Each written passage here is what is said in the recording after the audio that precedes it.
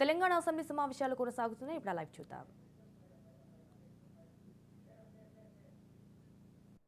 కేవలం ఒక సంవత్సర కాలం పాటులో మీరు చేసిన తప్పులను సరి చేసుకోకపోగా ప్రజలకు మీరు విషయాలను గౌరవ మంత్రివర్యులు శ్రీ దామోదర్ రాజనరసింహ గారు. సార్ ఒకటే నిమిషం కన్క్లూడ్ చేస్తా.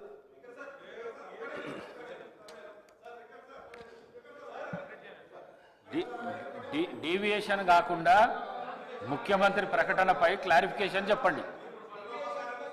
డీవియేషన్ అన్నారు, నేను ఒప్పుకున్నా, నేను ఒప్పుకున్నా, డీవియేషన్ కాలేదు. నేను గ్రౌండ్ రియాలిటీ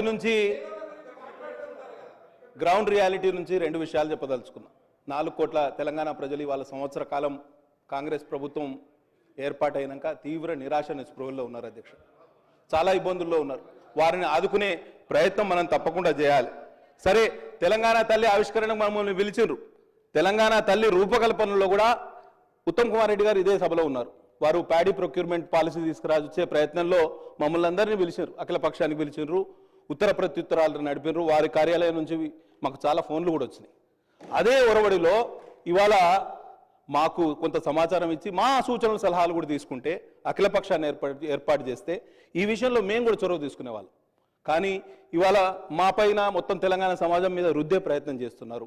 అది కొంత ఆక్షేపణీయమని తెలియజేస్తూ, అట్లే డిసెంబర్ 9 మీ నాయకురాలి యొక్క జన్మదినం, దాన్ని కూడా అవతరణ దినోత్సవంగా చెప్పే ప్రయత్నం కూడా చేస్తున్నారు. పార్టీకి సంబంధించిన విగ్రహం గతంలో ఉండేది అని మంత్రి గారు చెప్తారు అధ్యక్ష.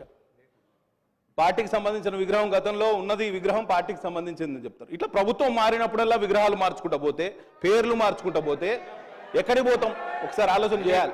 కాబట్టి ప్రజాధనం మినిస్టర్ గారు, మా సోదరులు బీజేపీకి సంబంధించిన గౌరవ శాసనసభ్యులు ప్రొడక్టివ్గా